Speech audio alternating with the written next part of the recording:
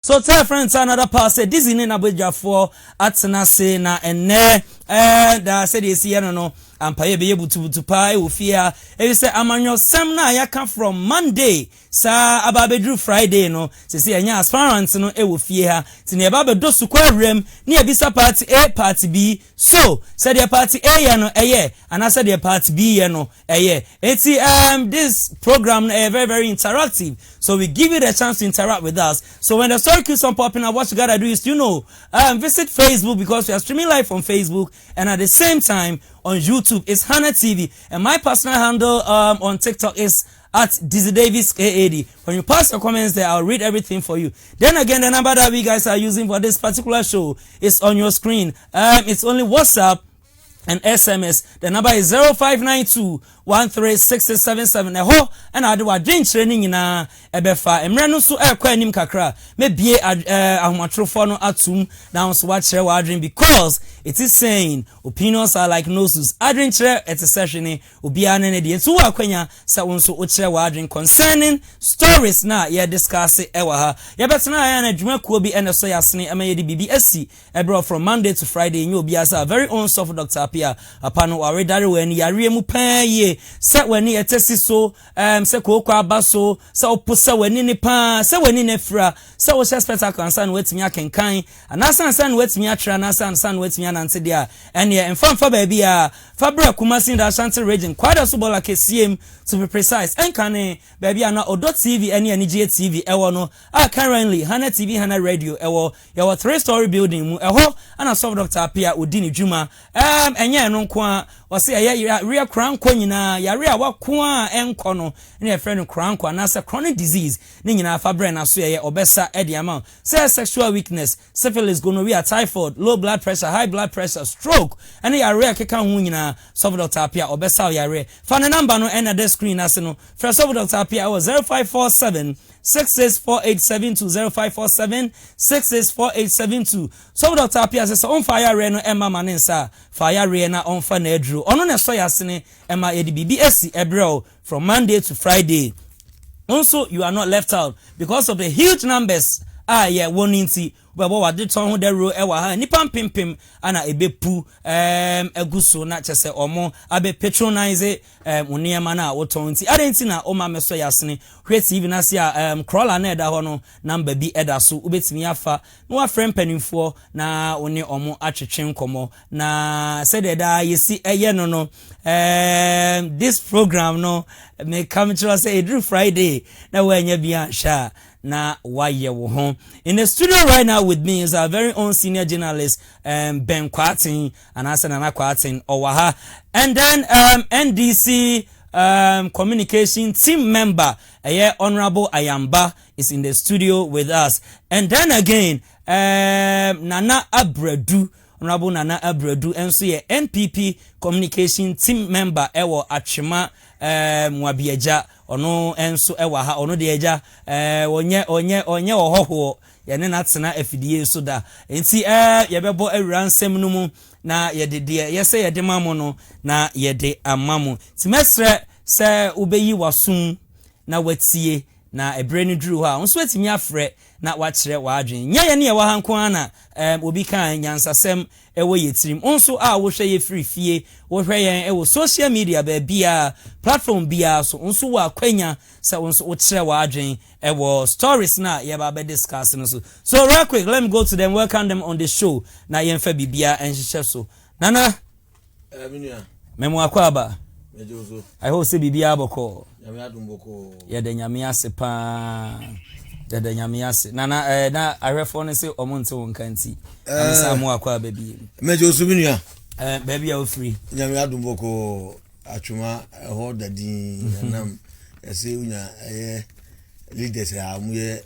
omubo adwuma na chese hu hia nti agese nkoma ye ma Michelle okay Seliti MP okay na ebinsu nkoma commissioner tufo asida ene nkoma no pa ye danase na sebi yesi atwuma de mpanifu mu ho no omu bo adwuma even in the lives of Okunkom. Yes.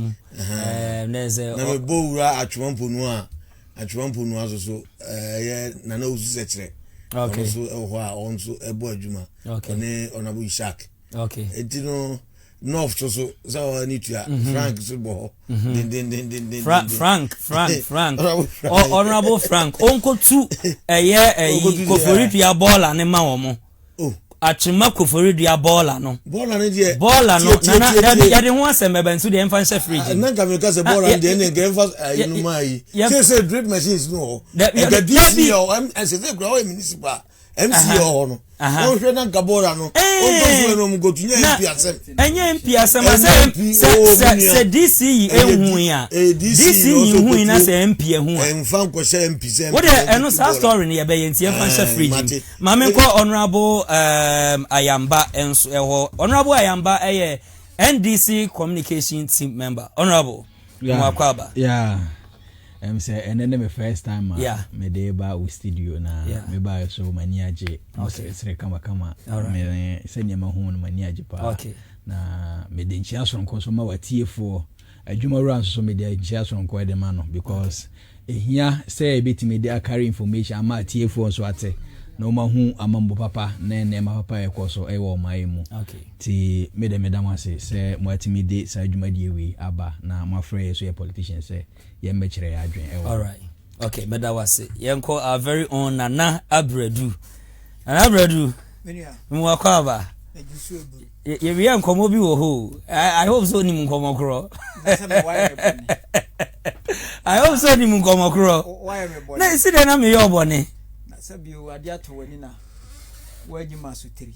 Debi. Na kwa ye so ye fancy. Okay, Nana Abredu yes the okay nyina man from him. Si yensa nto aso me Mwakwaba biem. Mejo su ebru me ya.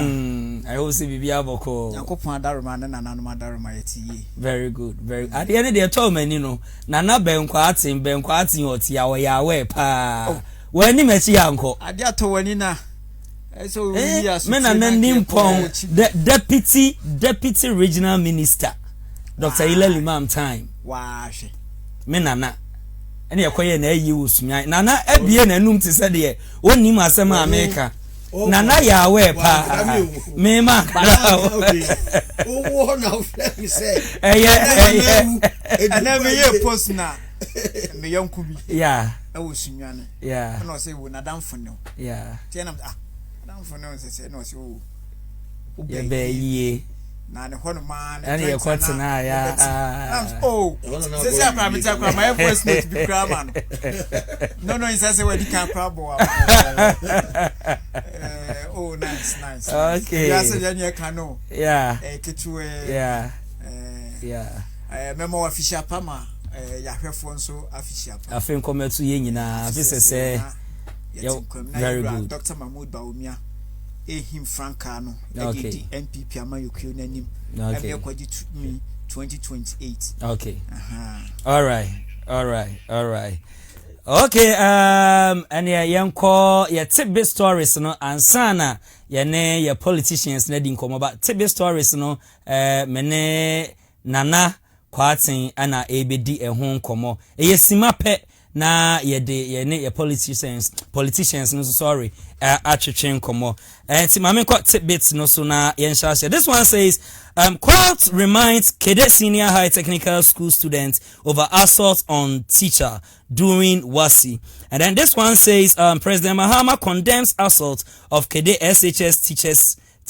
teacher says or say we will deal with it and only the Omanpeni John Mahama Ababeka. And then this one says attack on Class FM journalist. President Mahama condemns art and also the Ebe bro. And the other story for the tidbits and was say a statue has been erected in honor of the late former President Rawlings at his hometown Zilukofe Nunim in voter regime. Minim say bia menya yini ya Zilukofe ana I don't know. Ebian menyani ya monfanchemi. So these are our tidbit stories concerning BBSC with Nana Kwatin na yes our discussion we are yebebo everyone with our politicians and still glue with us. Don't flip the channel, tell a friend to turn another pass BBS for no ya betna se na ene ampaya ebedwa ewa hapa ye di kind dia na enche bia ana kede SHS for enkra ne ye niamon ho nsem bi na niamon ho nsem a omo ye nyina ne se o se omo teacher ni bi na wa ha ya wo kira de die ya ye pa teacher ni no otre se de obesi aye wo exams obesi aye wo quiz de obeye bia teacher ni se wati e ho a wo se otre brofo no amfa koma ama wa amfa dot ama question tax no wa amfa wi ama obetim enti nkra no se aye wo mo ya ma omunim de omo nya ebe so teacher ni nani to omo de mra ne hye omo nsem ebu teacher ni ye pa enya botro na wei ana police for aba bechi womo ede omukọ remand yenko na yenko tie emunsem emra yaba about to studio for discussion.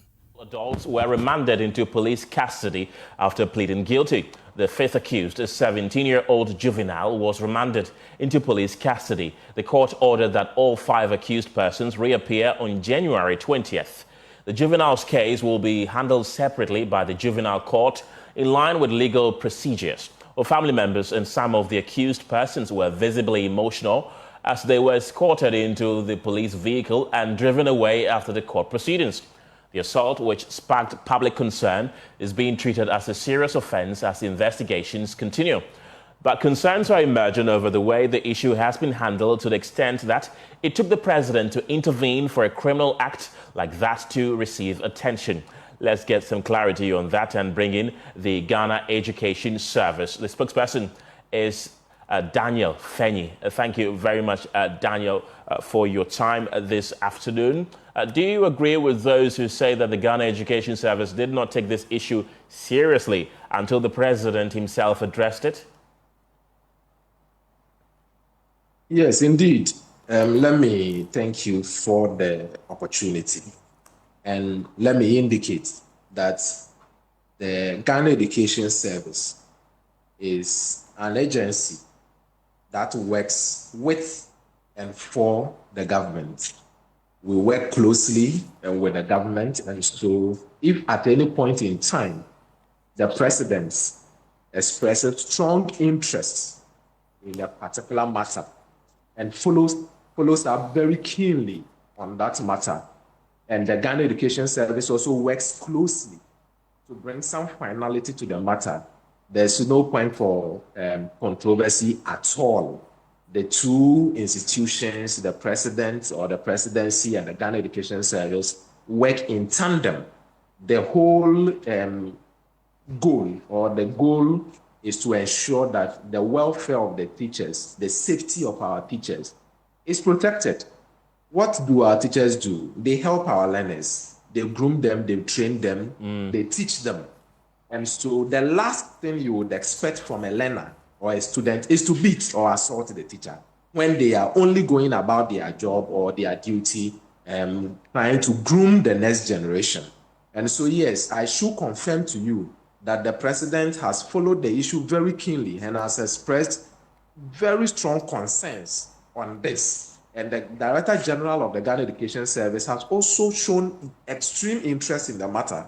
And from day one, we have engaged all the stakeholders, from the regional director of education to the teacher himself who was assaulted, family members of these students. There have been conversations right from day one when the matter came out. We have had discussions, and the Director General has indicated strongly and made sure that the Ghana Police Service and the legal systems na chese ensem ni nyina ana PRO for Ghana Education Service Daniel Fenye enso ababeka ensem ni nyina ede ato no yaremande omo nana we teacher ni de mame emra wo ho sansem we medwasi so mama akonya asem so minkyerem adwen efa de enkura no koya ene yaremande omu for 2 weeks. Yeah.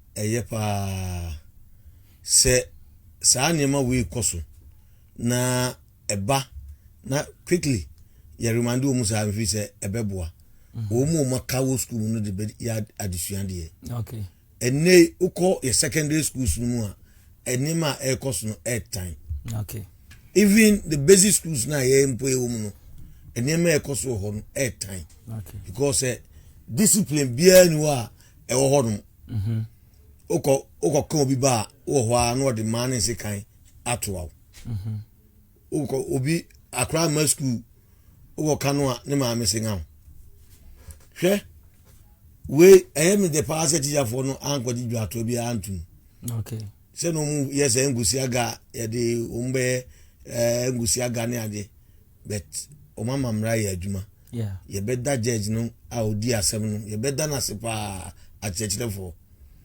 na nukreni enema ekoso ewo ye school pon no ni sa busy schools no menua eduru ba bia na anu enyan okay pe ba bia me kira de to ase basic secondary school na wo to ase toss no yeah omutumi de nse kan nyina ba busy for no enum de LBC ani omo de ba bia me kira de to ase me omo de to amu teachers na say omuni na wo ba info students no ko na wo teacher no ko kan bia udi agura na dwomba ba chiwa bo na ya boda me de omusuro mi o kra de nko mba ntimi ndwane yo me o betimi adwane betimi adwane de omusuro mi so what you say eno omu bu mi eno omu ya ade no hu se me ba sisi a no mo ja because boys no mu yes ane ne ma feeling na bebre afa mi sama macho ba de okay eno omu ni me discipline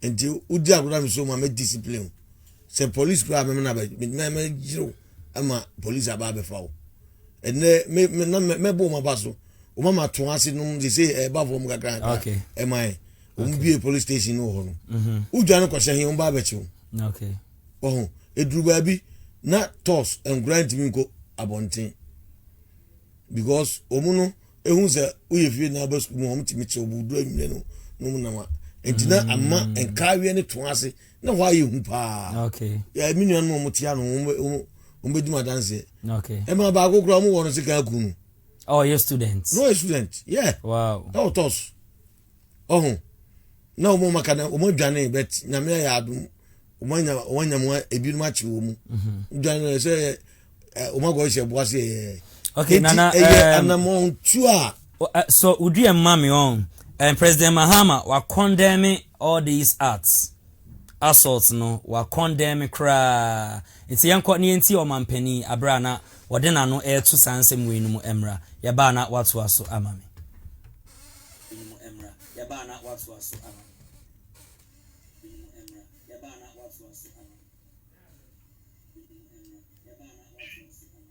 okay yanko your next story no enti famami bibi famami next story no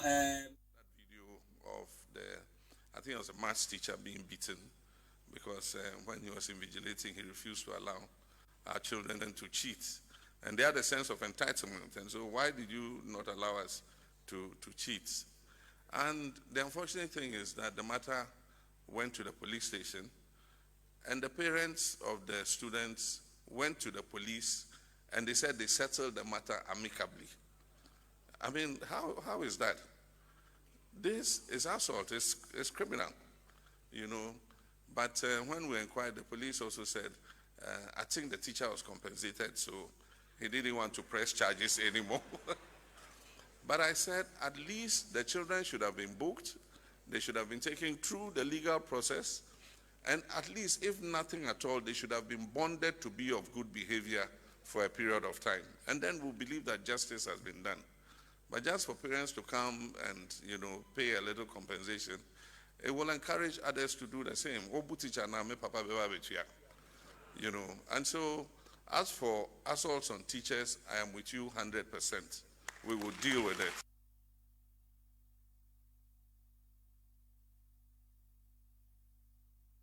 Okay, now just in some way, His Excellency of the Republic of Ghana, John Dramani Mahama, or Denano out to Ensem. Nana, to us, Emami.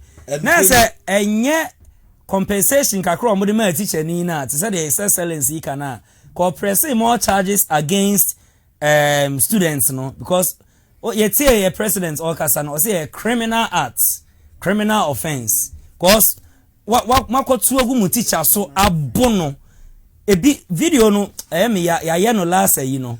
Yeah, the esi bo teacher ni na sum no enya de ketua. The American nyina say wo teacher ni ya bo.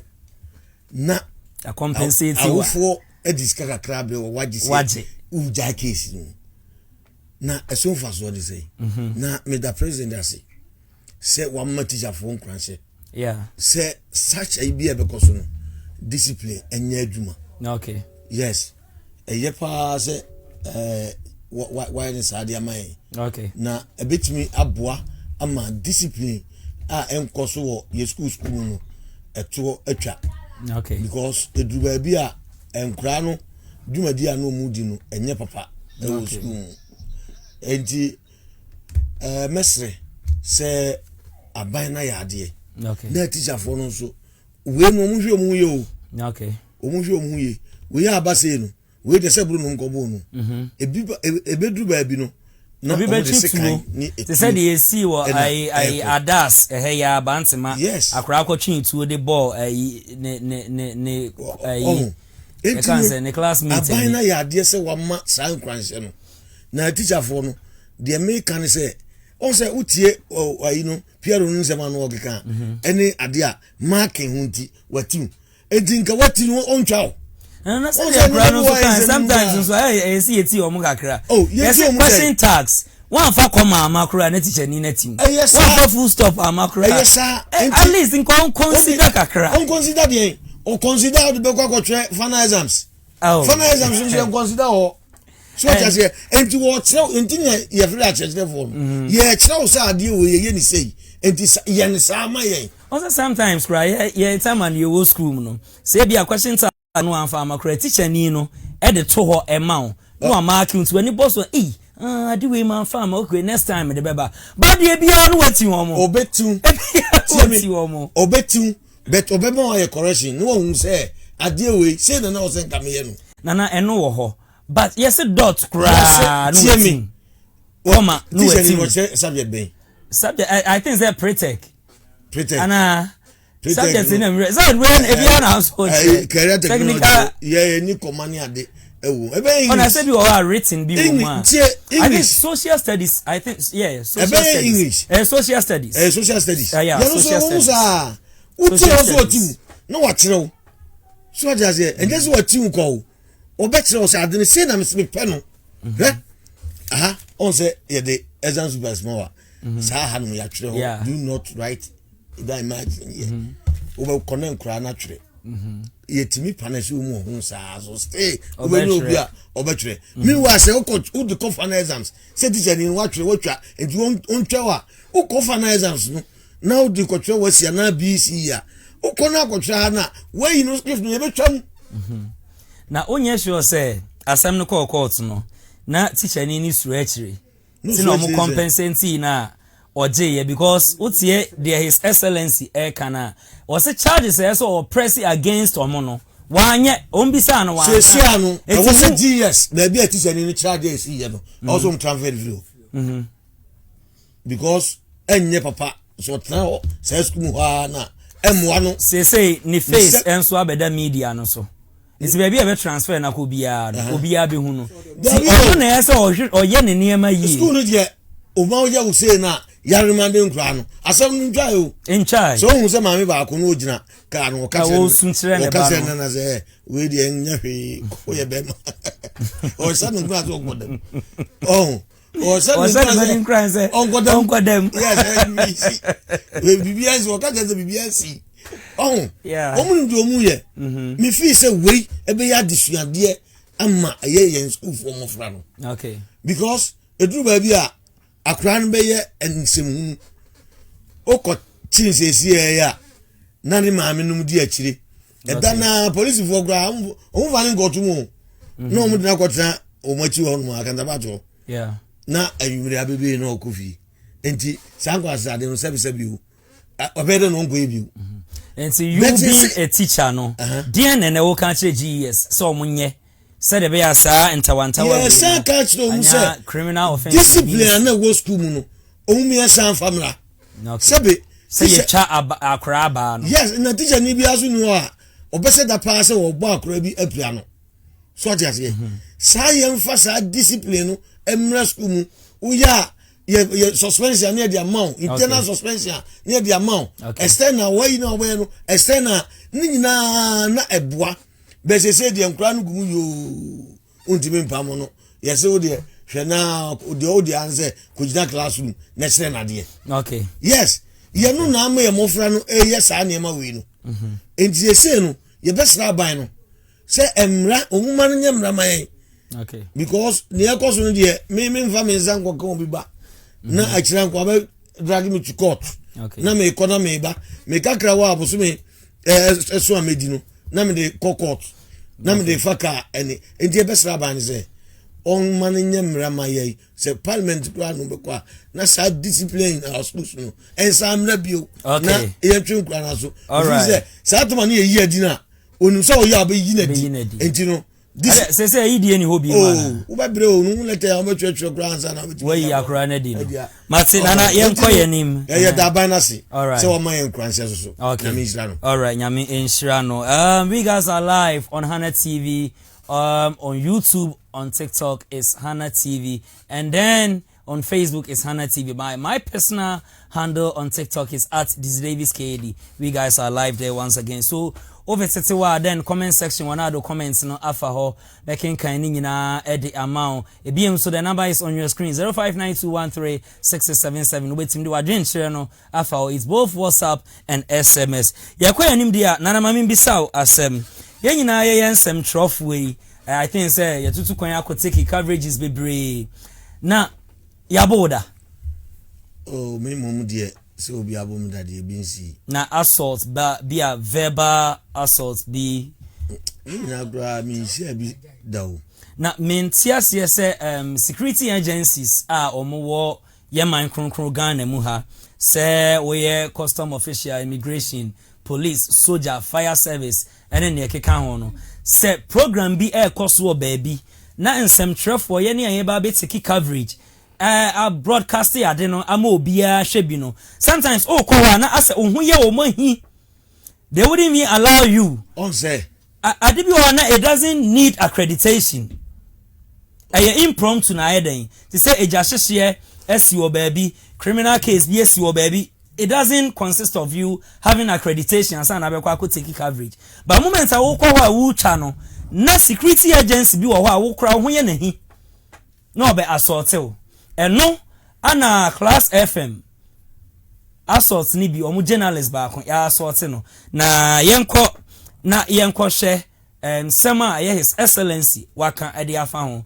so security agencies no omu ndi omu line mu na sem trafo nso ndi omu line because enkomre nyina no sem trafo na me yehu de ekoso o man mu yenko president akasa na yentie ne mrasisia.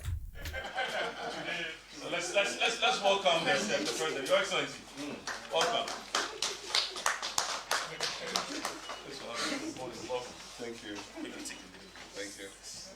Touching on press freedom and the recent attack on a Class FM journalist, the president said the actions of the officers involved do not reflect the values expected of personnel of the security services. We need a reorientation of many of our security personnel to understand that just as they are doing their job of providing peace and safety, journalists are also doing their job of informing the people as to what is happening. So they are not antagonistic to each other. Indeed, they are both serving the same public. Yeah, so we're working on it. But occasionally these things come up. But when they come, they must be dealt with, as firmly as possible. The Minister of Government Communication has taken it up. I think the officers have been identified, they've been interdicted, and an investigation is ongoing. Meanwhile, the government has promised to reform all state media, including graphic communications and the Ghana publishers.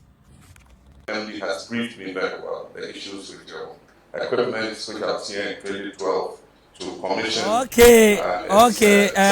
His Excellency Anna Ababe Kasana. Anna Mame Emra ho is trophy with the Dizzi. Yes, this is greasy for no mundi o mulaimu.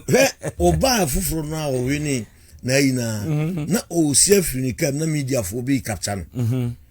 na ase security service for no mu pamo media for no catch them say leave them mo mu nyo adwuma yeah owi a ko gina yi no so no o tan ko gina zimbi so o kan say media for no ba mo security for no mo nya mo nyo adwuma o mu yo adwuma e na mo so mo yo adwuma yeah enti mamu piepie o mu nko o kan e na ne wasan be ka za asem we eye pa se o kan sa asem no na video no said no mu si assault journalist mi hu ebi atu kwabran reko bo ko is that when this time o guy okum kom ko si ai na ye bi na o so ma na obi ara pa na o ma fu go obi ara pa na o dia bet na TV si wo me ba no kwabran reko yi fu o di atwa na o di tu abna no pon sa kwabran e hu yi at the end no any omu taking on pa police thing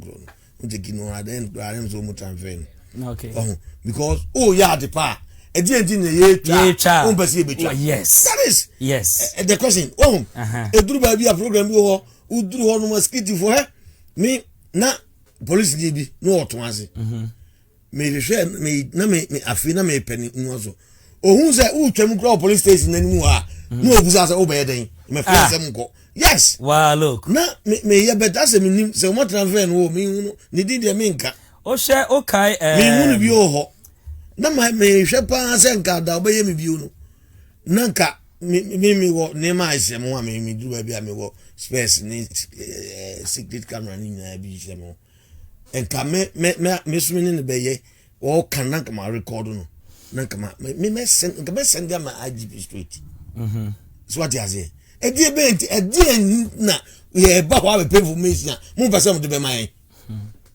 but on say enyo mu nyina ye call farmers day na ye call banchi ase no on say omu jayen say o hwe ya omu jaye omu ya de pa both military and then police you know the hardware program no but say bibi wo na police fo gina obi fi as utwa go for zinja yeah and initially na make no obi akoto nso mawu na ye twa uko na utwa onse ma utwa udi agogo mbajo fun e de ben dia but ebi ho no so a omudi hu bem obi odu ba bi omudi hu bem se obetwa bra ba yi wo no afiri mu dia but obi ho be so twa any police ni na eno ye omo a sa 3 months 6 months for ni bia journalism ni bia they don't know the ethics ebi no so ho a pa no cry with the honey nakedness no be so twa o chance na one thing is say what you say unya say you know the obo mo twa do you know say but some dey go ba send ho awie na oda ho no de o twa me bi say nipa no o twa ya no post TikTok Facebook no problem no on blanket ne private parts no because on yes and Facebook go call my yes yeah be you account nana yen ko yen me time ni nti former president and as a late former president of Ghana JJ Rawlings omo aye statue e woni krom e de ana no yen ko hwemra ye ba den na ye ne ya manwofo no enso atwetwe enkomo.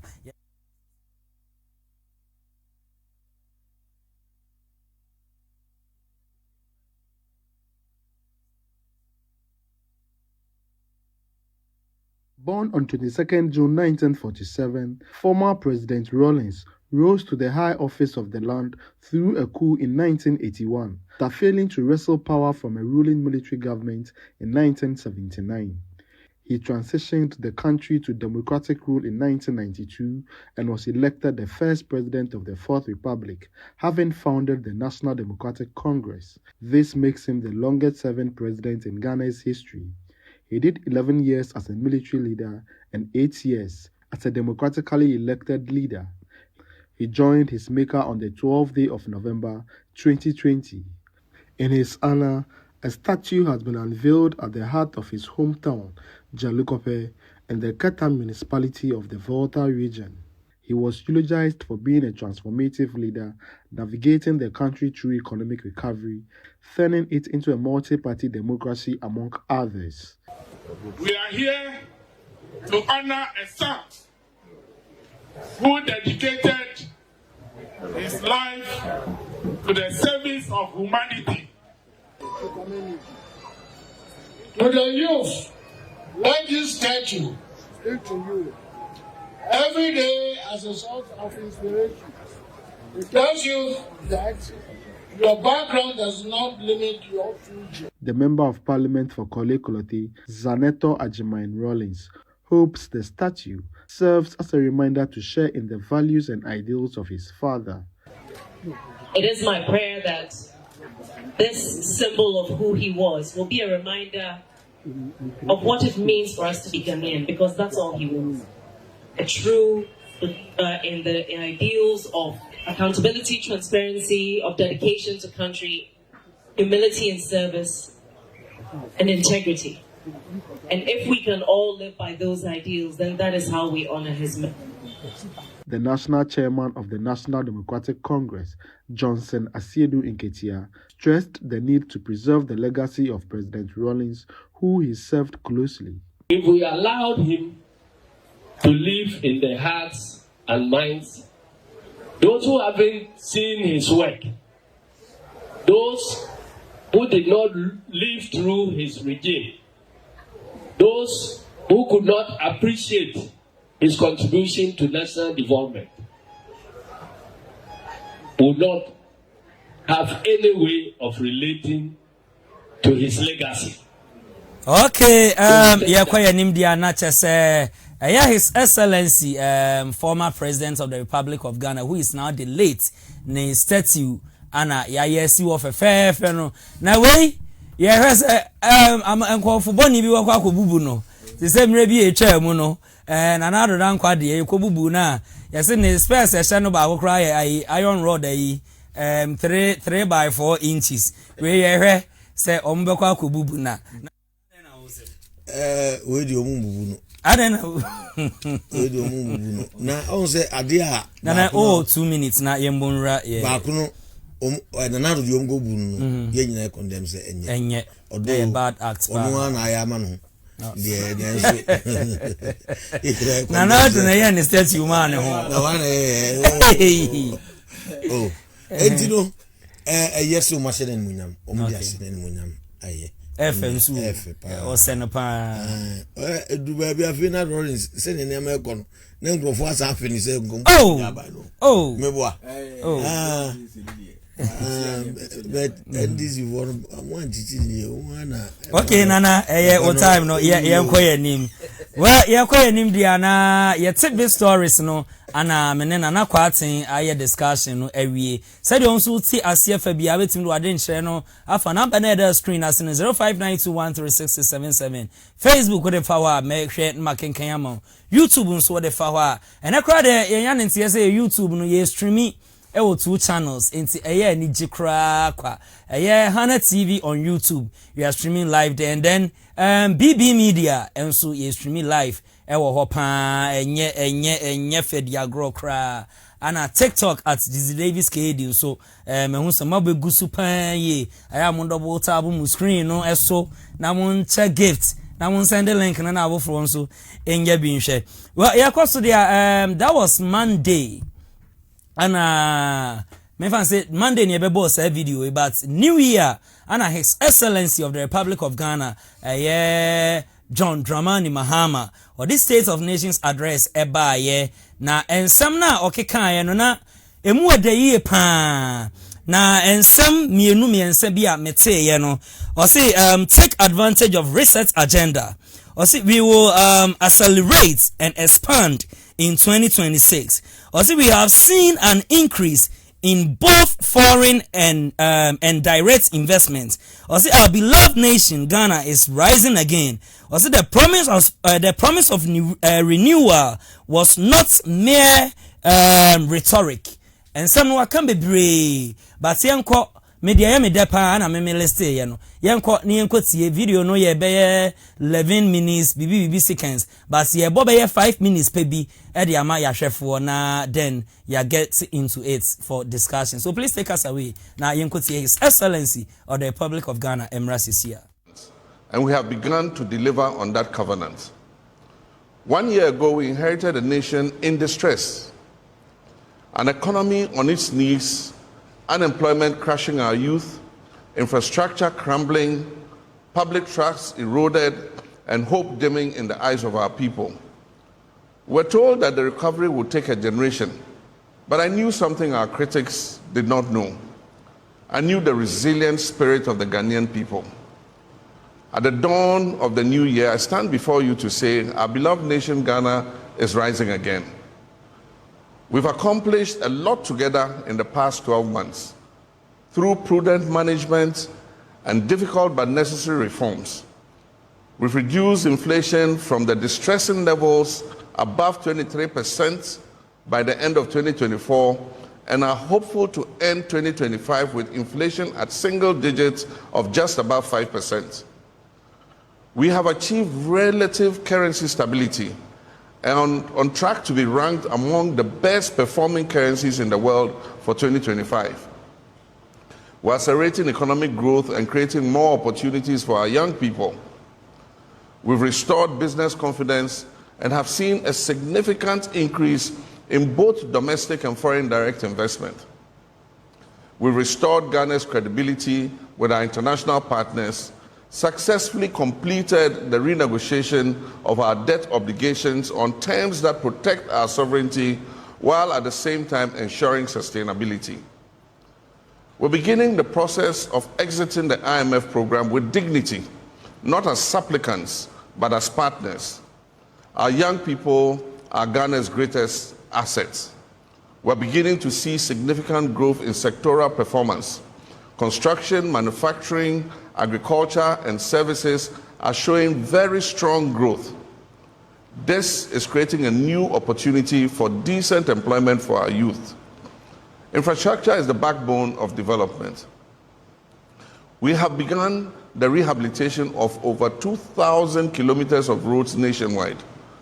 We've restored a consistent supply of electricity and are expanding the rural electrification network to more than 1,000 additional communities. My countrymen and women, Ghana's image on the international stage has been positively boosted by our well-acclaimed reset agenda. This reset involves a new way of looking at things both domestically and globally. Domestically, our reset agenda is seeing a resurgence of faith in our democracy. It is delivering a leaner and more efficient administration. It is yielding greater accountability in government and a re-energized fight against corruption. At the 80th session of the United Nations General Assembly, I took the advantage of the global platform to share Ghana's vision with the world.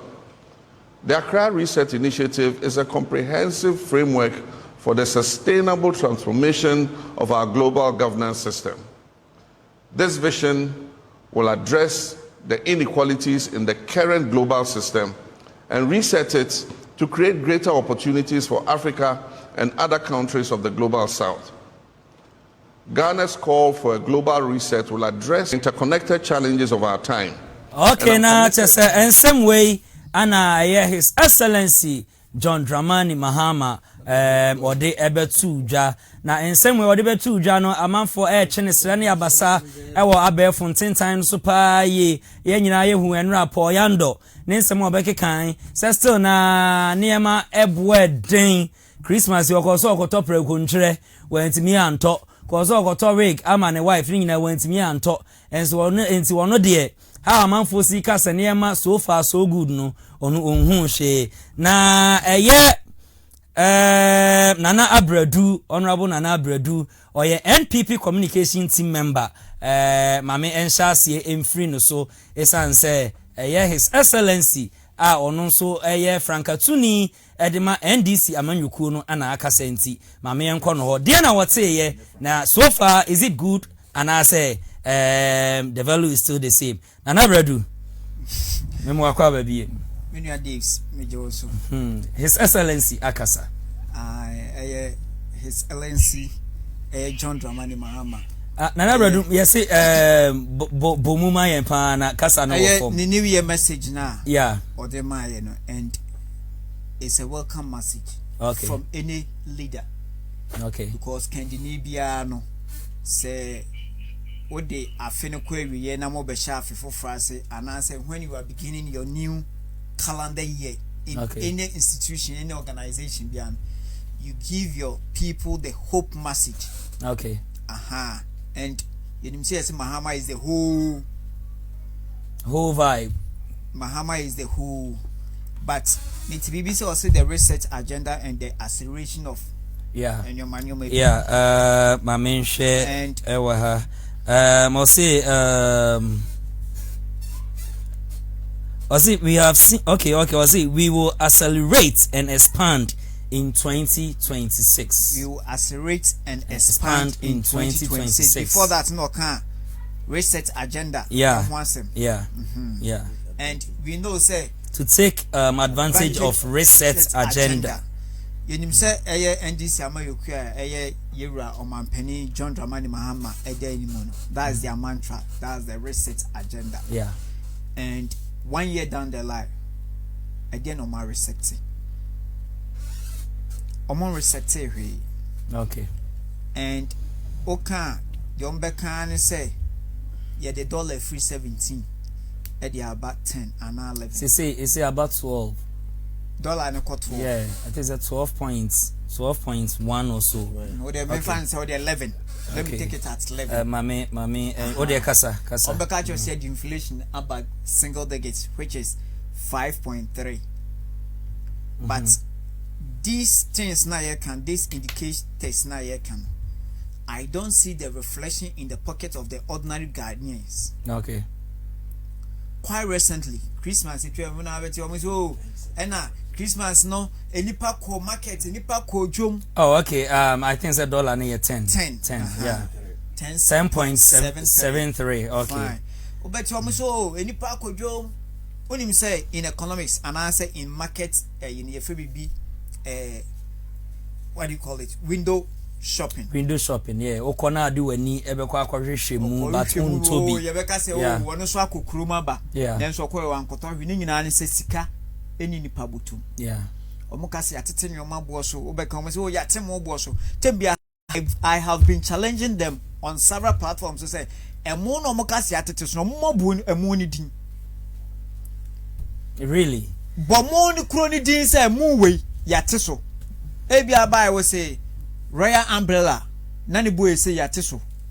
Royal Umbrella I am to so. Say Yasmin yente so. Sabio mo na de gu da same na tuaye mana na akase ate so de a. But nana yentimi mfa meba me kan sama there are so many things it has been reduced. A tin of milk ne bua na tie no saa na tie yente so. And sugar cap yente so. Gero lonka yente so. Okay. What am I say? Saa nyoma we nyina yente so at the end of the day and no man affect our daily living, our daily life. Ekosro. Okay. Electricity nanu ye 1st January I actually electricity. Yeah. By 9.something%. Yeah. Water 15 point something. I think I'm no netina yes, our story no last year. Say, these are some of the basic things that affect our daily life. Okay. Necessarily man kosura na beka chem say you are resetting. What are you resetting?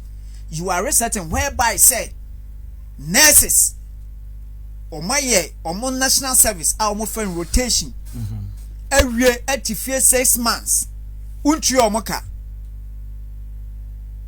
or my service 1 year down the line every 6 months over untri omoka teachers ayajuma ebi ayajuma 11 months ebi ayajuma 12 months ukochu omoka 1 month when your friend reset agenda na demonstration that was last year my man kan dey baako calipo aye toma ye mofra omuko school wenom when you say calipo the way na esiti no dodo na na wom say yate so yate so abeya kitu bi sa first ani ente so na 5 cedis and then na quantity na wom yate so no still 5 cedis but yen ko meba mempese bia me rebe fi we yen hwe yachi the governance of Nanado Danko Akufo-Addo edurumre bi ade chen ya ne ato adiem ade chen ya ne ato adiem ade chen ya ne ato adiem ye ne na me ka say on say o share his excellency obai 1 year munia niema na ejina ba bi ejina fine enioma ni bi wo ho ejina ba bi ejina na ba nipa sika ni nipa botum wo de kwoto ade no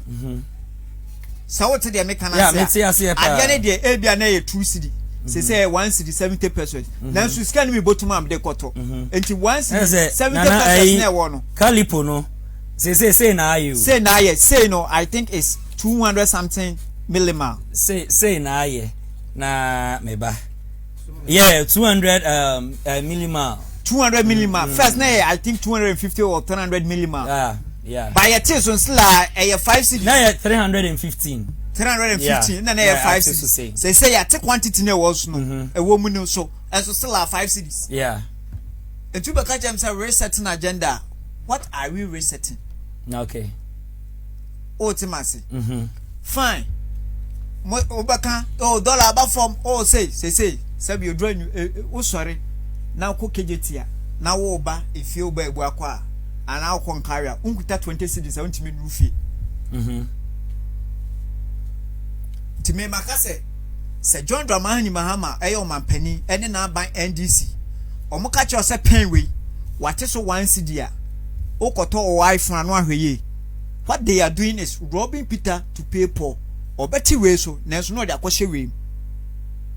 That's also most time so now de mu increase day in and day out. Oda sorry ya yes ya two way.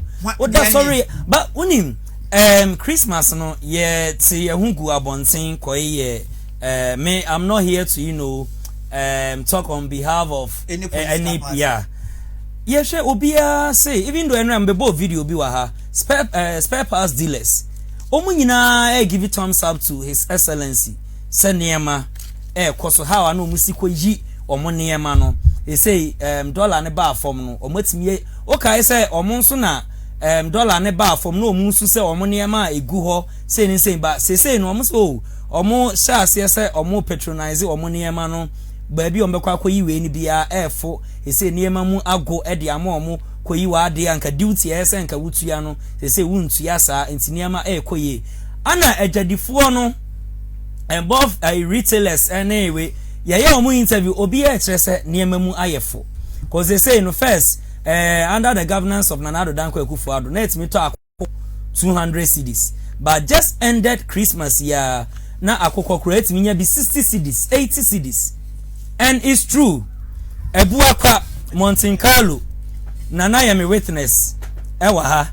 Akukọ ni bi na 80 cedis. 100 cedis Nana ref Mountain Carlo ho. Enti mi nim de enti a ase Christmas we ana oti pa Mountain. Won say dan tisa amanfo keka say niam mu aye den pa o. Akukọ na wo kan na akukọ be no. Akukọ no matwa aka ase nana. O da bi. Meba. Yenina we dey survey because of game ayi woman. Yeah. Enti samekra man kotobia. Obi kotobia. Nana you said that me busa. Say akoko ne boy say. If you meba has a CA. Obi ton akoko nketinkete.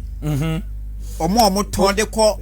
Enya de o ma yen wi on say won ko layers ne ketwa no. Mebusa ansa ne boy say was it 320 that's 32 cedis ketwa no ketwa ba ku say ketwa na fe na so yen no was it 320 ene hu ne so say na o was it ba na 320 be ma ye 30 nya so say obu meba was it akoko ketwa no 30 cedis ketwa no was it 30 cedis afa ne be yen wo mu no was it ba ko ye 30 cedis ana that's bema and oba ye 32 cedis. Okay. Meba. I meba ya. Yeah. And nipa na affair meba. I was working with my wife. Okay. But no kwani busa say men am so minim say 5 cedis ne 10 cedis. Yende mem san but omumu pejai pa. There omumu pejai pa. And I'm say chicks. E tu ba ka cha me say de ya yen na me na nyina wie no e sister cedis I wonder. And akukọ bia ni ho a near 2 sister cedis in the market. Akukọ no wanya no fo aye 150. Okay. Ebi kura wa 200, 250, 300. Etinam ka say enkukọ no say emuduro no. Emuduro no yeah, but me kire say. Ya wo kan de na je say. Me kire say. The two nyina tutu. Me kire say ukura sikafia bi kura na. Aye je the two nyina tutu. Utimi nya biwe. But His Excellency Nana Dankwa Ekufuado a time no. Na ukra sa 70 cedis no kra untimi fa. Ya na 22 no. Ah obenya. Tio. Akwana na 22 no. Ah. Na benya bi o. Ubenya bi. But na ode ba wi ya no. Sabi o de mu oduru sabi o. Ebia me pemi de abeche sofo. Na me koto de na 22. Okay. Debi eso to de animonyam wom. Ah wo de kwa eye ni so efe. Ya ni so beto 200, 250, 300. Okay. Depending on even once a brawlers no. A price nko and a layers no so layers a price no, yeah omo de so omo ne the omo fefeba no. In the nutshell, Jamaican said if they said they want to reset agenda Ghana, we are waiting for reset omo Kenya reset and they say omo pam CJ reset ne say galam say e kwaso asamre ye wo ye discussion so e be kan tan no foko wa sabi shortage of water aba MCs ni DCs ni na atwo mu ogun mu nyina ye gala ukokan yes bring events one farm ade do court. Okay, obi say I bought one at 150 in Koforidia Nana Ansa or Rayen Ewo TikTok. Or this I no to na 150 Ghana cedis Ewo Koforidia. Sabio fine. Dollar aba form, inflation aba form. But me premises of my case and my comments ningi na say sikani amanfo botoma omode ekoto saa nneoma no si we aba form no omode ekoto. But to me say me come market na me busa nneoma sene net 2024 and sign na ye be hand over ama John Dramani Mahama o manpenino sanity. Okay. And in any case, Obeka chere me say we reset. Na reset ade be china mensuo is my daily living basic amenity. Ya tumu kosoro by 15 point something percent. Light 15 points, I think 7. Light ya tum by 7.9 point something percent. Yeah. And mind you, that is not the only increment NDC are buying by since January 2025. Omaye in the utility sector. Okay. Omaye increment as how many go check, they are going around 30 and 50% in the utility sectors. And two back say you are resetting. What are we resetting? At the end of the day, baby it's yet. Okay. At the end of the day, baby it's and yet Nana Abradue NPP communication team member or Achema Nwabieja or say at the end of the day no the value is still the same from 2024 Mujai Ekunyano Edema His Excellency John Dramani Mahama price na said the esi tony no said the sitia anete and say quantity no kra no ya tete so ma memra honorable Ayamba or don't see NDC communication team member honorable Unia Akasa. Yes. Mr. David. And Davis, right? Davis, yeah. Yeah. Me na me di meka one of the lawyers you di asema can over reataro. Yeah, top notch lawyers wa ha you know. Okay. So Mr. Davis. Okay, me ba so hold on Emma me. Hold on Emma me. I am say ye penny bia boy rema or say hello. Hello. Hello. Good evening. Hello. Good evening. Pacho me kase free da ho. Okay, me ba church. Your NDC nene kan o truck kase who? Oh, that be NPP ni na di kan kasa. Me ba church nya botre. Na ko for the time. The next come man could do 50 million. Ask it. Macho yo. Na ko for the time. The next come man to say. Okay. And obi chem ska go na ni ko bida. And the post only nam post. Post nam okay. And the post nam in so that ko tan fi da. And macho and then and this yeah. And the G and if I put over the fire. The G fire say G that's how. Okay. What's up, baby? All come on, me, you not to my baby, I make on. All come on, Mate. All right, yes, yeah, that's it. Any Honorable Ayamba Buru Mwen.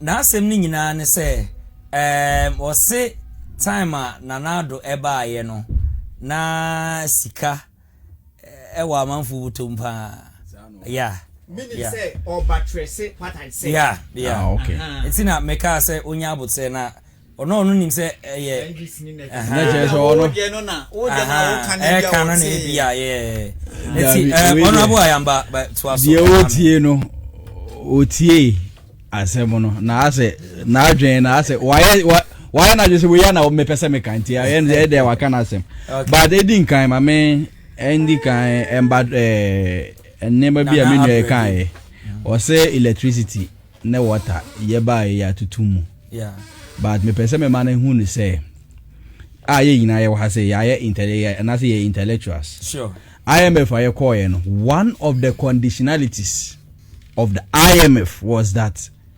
quarterly biano you better to utilities boom. Okay. Which is a fact. Okay. Quarterly bia you better to electricity boom. Into share from NPP ta bra moko IMF. Ede ba basis amre no quarterly biano electricity bo water bo e kosoro. Okay. And one of the IMF conditionalities which omo aban and the area e koye. Ana one thing so am pesa me can say Ghana yenye under price control system. Under price control system aban no etimi decide say phone yi 10 cedis 10 cedis ni na yeto. Okay. But adia Ghana ye ne say ye put up conditions bia e betimi aboa ma mena wo a ye digwa no ye betete ye ne ma bo so. Okay. So what the American say into some of the conditions are a bit ma boa ma yatete e nema bo so ene say obeda sorry no what say dollar wo de kwakọ kra wo nema ba no aba from okay one fuel price e be increase wo productivity and also wo production cost no fuel price na ide aba from some of the things and also incentives bia e wo say ye de ma temamufuo no ye de ma omo eno no bi ni say ene VAT ana nam babia na nam and VAT kwa yatete so VAT that's value added tax yatete so VAT ana one another one so COVID levy year for which was part of the what the production cost no factories are not more produce no omo charge COVID levy omo charge boiler tax omo charge tax way into sa taxes way na taxes abana year through honomo no say sa taxes way na year through ye ni under price control sanya me di kaka na inti e wo say ye atemamufo na ye digwa no ye hu ni say ya te fuel bo so ya dollar no bo aba form we bo aba form ya yi taxes ni bia free so ma yeso yentete so ma consumer no so ne ho ento no na wo ka kire me se sika eni nipa botom ene sam no na ma bo enenam soro na inflation na 54%. Sam no wo si na sika wo botom still na wutimi to abana na bo na soro sam no wo si na sika wo botom sana na minye wo pese wakana ene ana me ka kire se ye ka se sika aba nipa botom ene and affordability wo honom where there's affordability na e kire say prices na e dey above form and as sika e dey eba ni poboto because ene akuafo ya hu akuafo a omo kire say omo banche amado omo nyatofo because say prices na e dey ene obia nya bia hodie prices na eba nipa bia e feel comfortable onya bi di no na che say prices na e dey eba form na price omo price na e dey samre ene say omo mi hu omo videos ni bi bag omo ya e be bo bi wa ha tomato omo so omo bag na number 300 and something and 100 cities into all producer and they wouldn't say are affected because the price na e dey eba form but in the general look the general population no enema ba forma ma ye meno umienu a ye betima ye dato sa 300 Ghana cedis no want man to minia 100 cedis ana ho ka kire me se sika no botom a obetima ato okay enne president ba ye no wa ye ntotoe a se ne This a wow we youth we say we won't take advantage of the system. Say you work no. Was he in taking advantage of the system? We are not the savior because a youth we are not the future of tomorrow. Was it currently we are the future of now. So if there's anything that we are supposed to do, let us do it now. Okay. And no na end this amanu aya kondo say youth ye nyamu chefa omodo mo adwen da so almost say the youth are the future of tomorrow. But here they are who say this is the time that every youth has to take the responsibility or the opportunity to excel.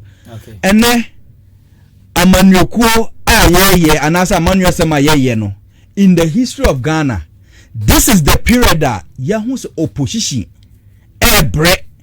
struggle to defend or to what? To attack the government. And the government in government this is the very time. And now you press conferences or my press conference in a year. I did bet no more free. When is critical of it? Nancy back we see upon chroma address a press. Was about was on one say Sami Jenfiako Boka. Into these are the things I catch them say a banner born home modern. A banner home body in a home and no opposition and no munya sembia eka. What for area sector ben? Is it the security sector? Is it the educational sector? Is it the health sector? The production sector and sector ben? And I walk out me say and then any better. All sectors are better. Free education na menu nieka. Ye boy months back before NDC Amanuko eba send a free education who did it and then obeka say ebi education kwa ebi nkwa bia nko school bio nkwa na tima ko school mu ama omo so adwe omo yente eye kasa bia yente de bia ye de efa ho ana be 2 months in ya nkwa ni wo school what who de be nkwa na comfortable. So these are the things that we call governance.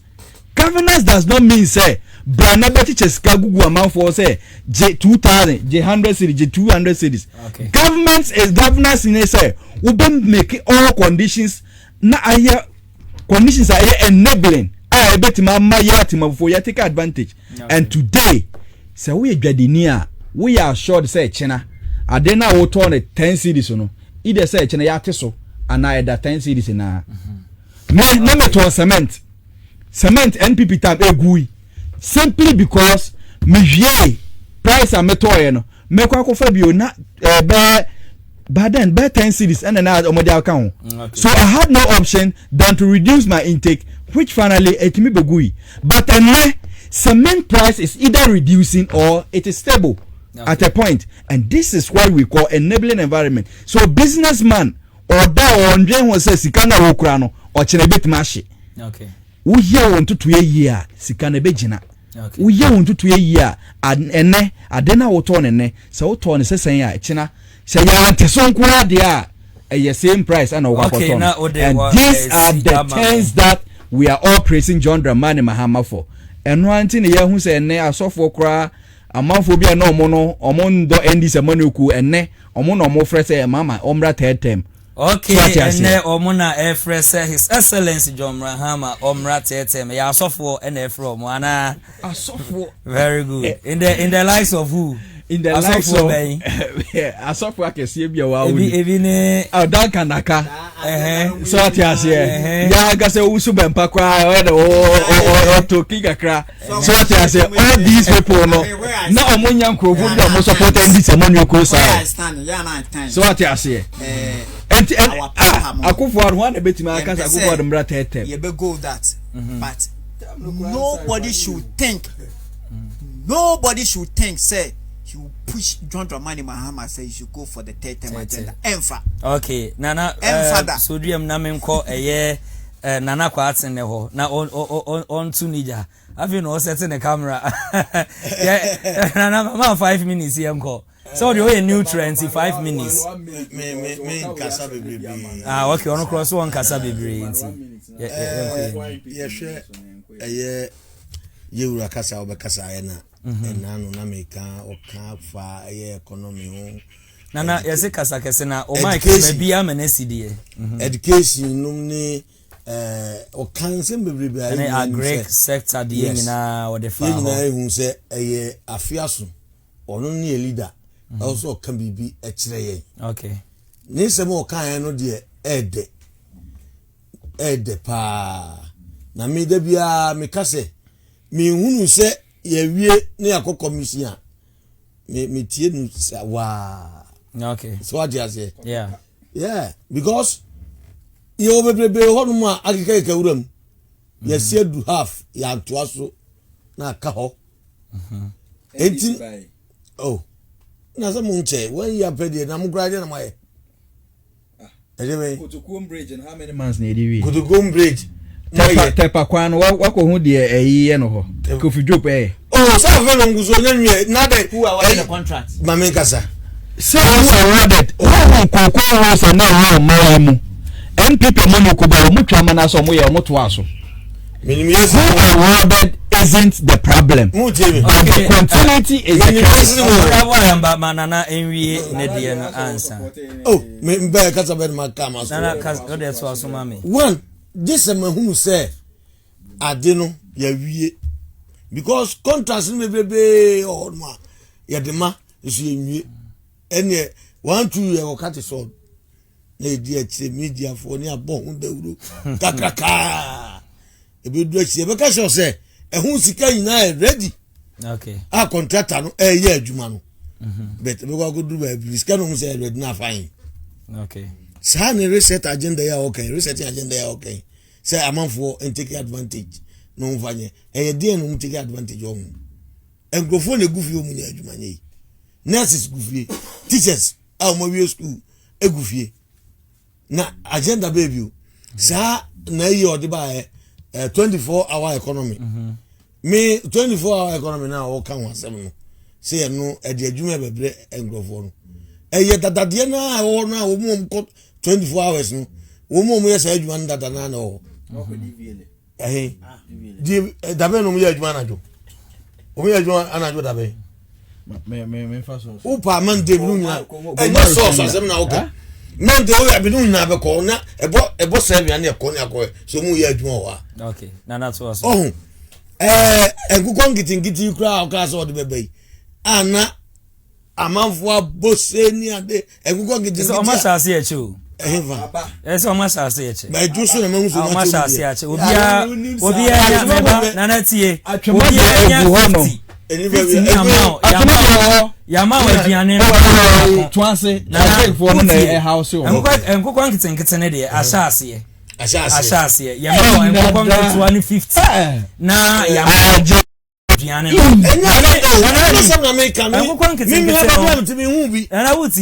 Problem I me woman say. There's no education. Me o ma me nkokwan kete na ma me we a. Me ni hu education bi anti. E bia mo ani bewu.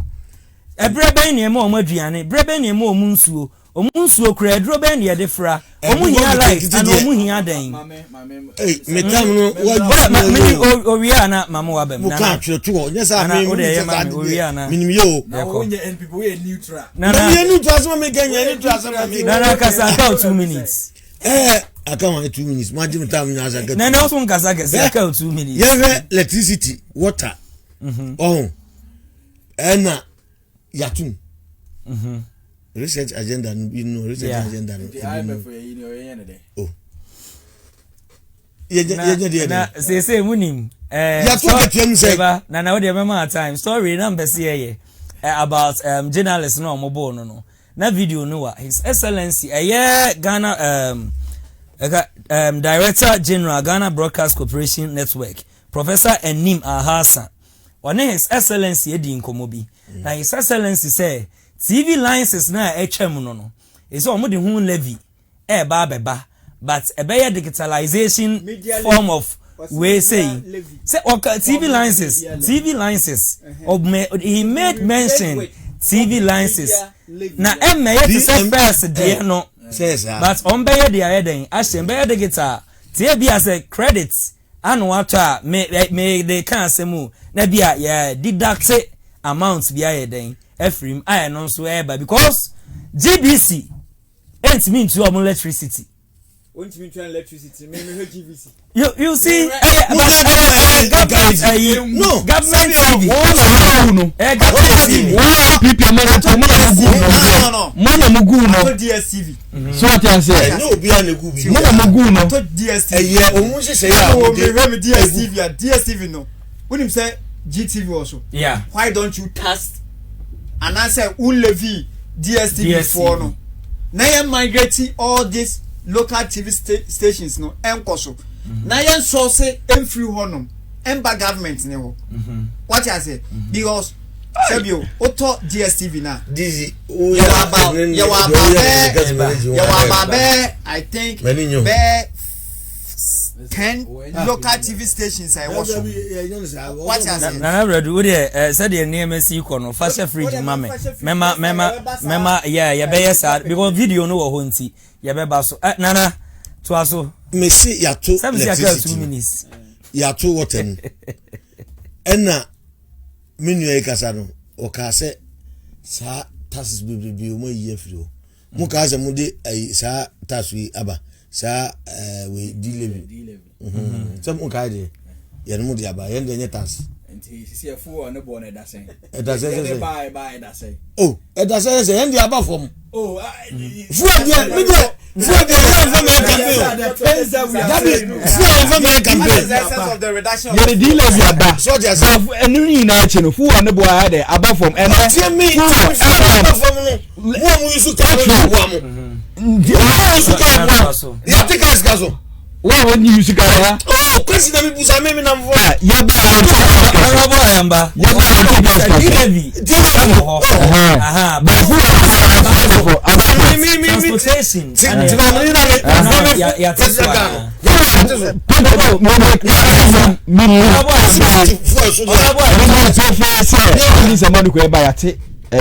transportation transport fare so once oh okay yate so okay and that it is a fact what is that there are some persons omo did that say a free fuel a price ma ayana and get it affect so the 22 and take effect on the 22 percentage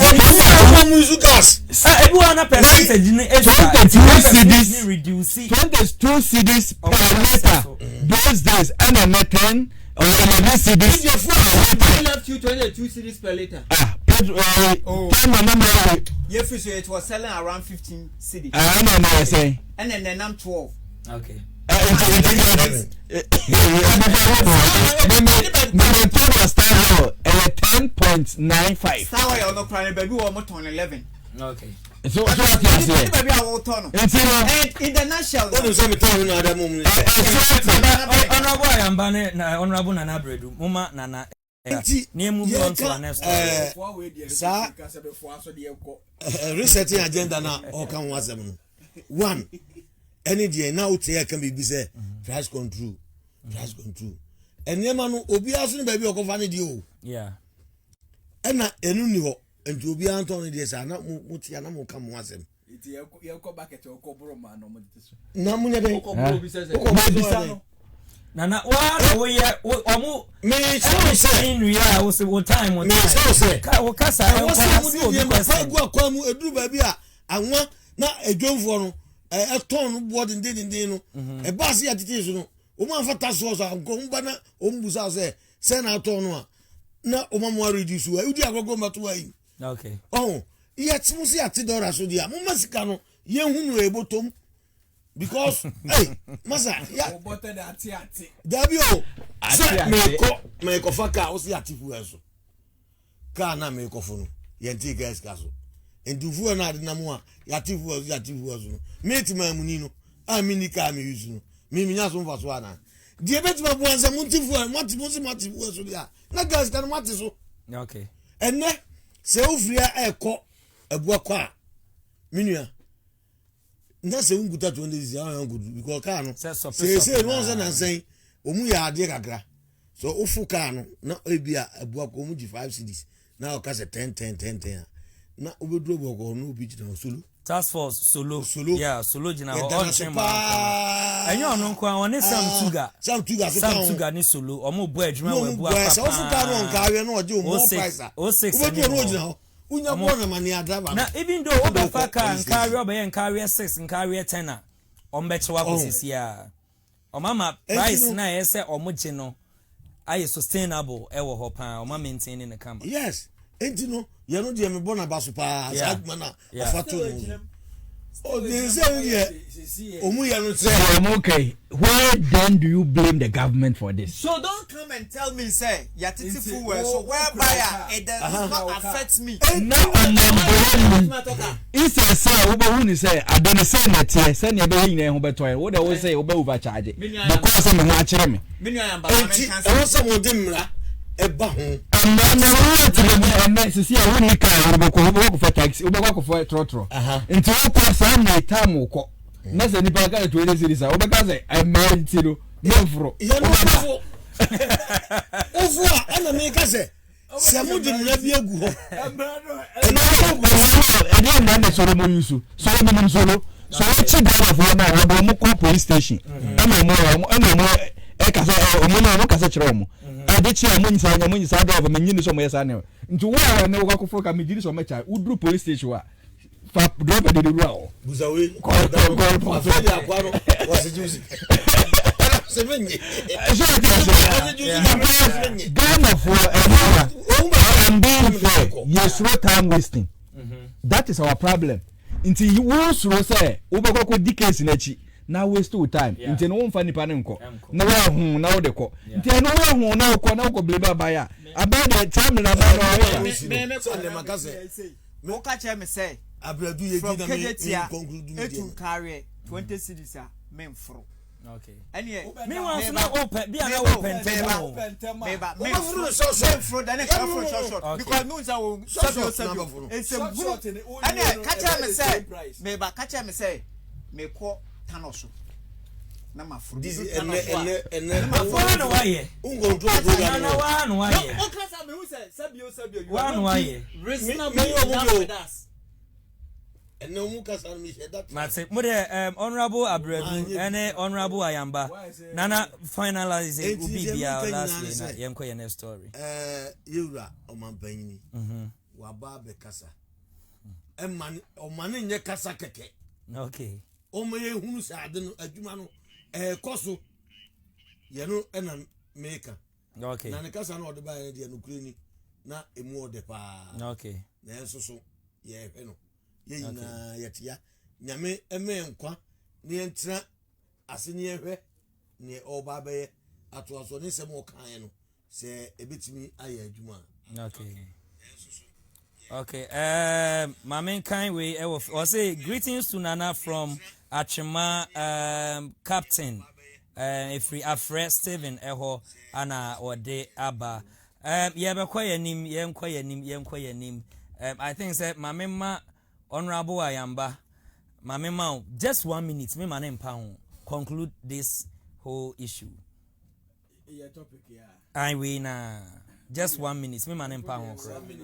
as I'm no grow way enwa nti me ma sema me kai impo de me nim sa tiefo atie ahu de ye kan okay de me kan ne tenten tete ina ne say aban ayebi okay prices de ye atemamfo ye ka say aboa ye ho a me giri say ina ye betima aboa amana ye de aba form okay which I know some of them are akuafo per se omusu na nse ya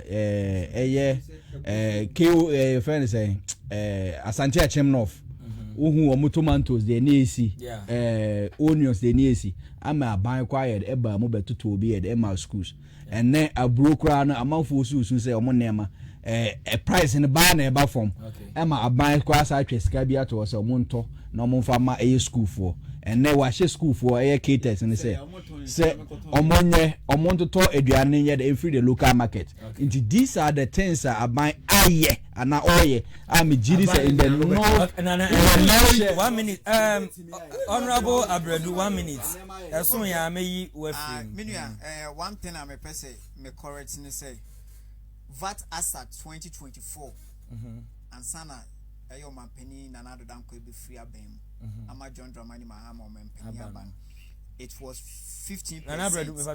It was 15%. But they say I'm 20%. Okay. It okaje me say VAT ya teswa sebio entisa and oka price control say Ghana you need price control system. Okay. But they were on top of Nana Dankwa Kufuado say on we see a better in your mass. Not to me ben and no was on fan quantity in your mass. Okay. And I mean you say or man penny say school for no what trap price be at for say and phantom a brew. Now a school for me brew good them sebio come a ball on menkoton a brew rubber bako. I think they say I'm 70 cities and I say it is. You know, or man penino and now conjure meba. You know, or man penina conjure meba. See, I was the entiso, was as the entum. And no, or man penina a conjure. I'm a price number from. It's all because within the year, rainy season out. Because as at now, it's sure top. Okay. Into a Bruno woho. What I say? Okay. If not, than Cassandra crown, who bra. Our price. Okay. And even crown still a broad price no was true. And to because say enabling environments now, even in respect to be a poultry farmers say be on better broom. O to a bra concentrate and in your mind the best free broom they are feeding their mom one. It was true. Okay. What I say? Honorable 1 minute no but at the end of the day the farmers no okay, at the end of the day the farmers no ekutia omo we free NPP communication team member Honorable Abredu ye kwaya nim mesre mo studio ha enye din ye kwaya next story or see US in okay yeah hello so hello hello hello. Hello. Hello. Good evening. Me baso di good evening. Good evening. We dini baby. Yeah, me Achuma captain because I free to answer. Oh, okay. Wanna send a message no? Nebo nana predu abaso pa. Okay. Achuma test on your Patreon no. All right. My name is Mr. Ben. And also nebo na abaso power in your palm ya boa MPP party no. Okay. Now the NDC need to work on it. Sebi was intimidate a map punch NDC for because we starting your mobile ya almost more year. Yen who she Ghana has it. Even as at now, me know because I started a national service. Yen tia ka. Meanwhile, first one now Moka say you fail NSS boss be gina TV so catch say or the sick of my. If you can't fail back on Mujiska. Up to now, that's coming by. Now, I acquired the diary. Intended for the 419 pana or Mudibedi a bay. Now, yes, ever show me 2028. Who get it by almost. Candidate to be on the piano. Or more anchoring who say be at 2030, 51 if you move about the at this time around the 7 mark. Okay. All right, you see better was say what free.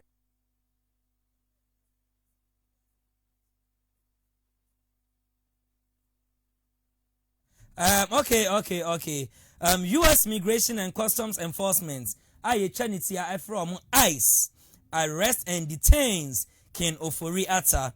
And then again, I say Ofori-Atta lawyer moved to block deportation, seek US stay extension for medical treatment. Lawyer Davis.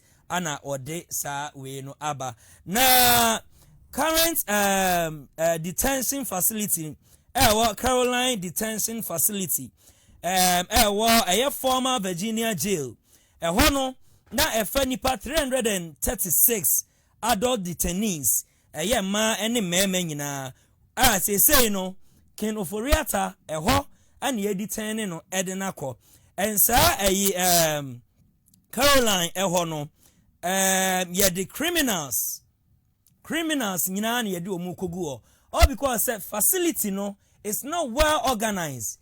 A facility bia years back na yedi near the criminals nko anigu but they say my renovation kakra but it's not all that organized and yedi detainees ni nyina ekwa akogu na those detainees na yedi omukwa akogu no ebinum ya criminals emum kra emum pedinfo emum emum mema ana yedi omukogo na yesay no yenya ntie say yedi 120 criminals ana yedi omo ekofra nipa 220 nipa 220 no non criminals ana nipa 120 no criminals omo nyina na ye ka omo abom edo omakọ Caroline detention facility which Ken Oforiata former finance minister eho ana ye de ne kwa akoto na wei ana ne lawyer ye friend Davis ese Debbie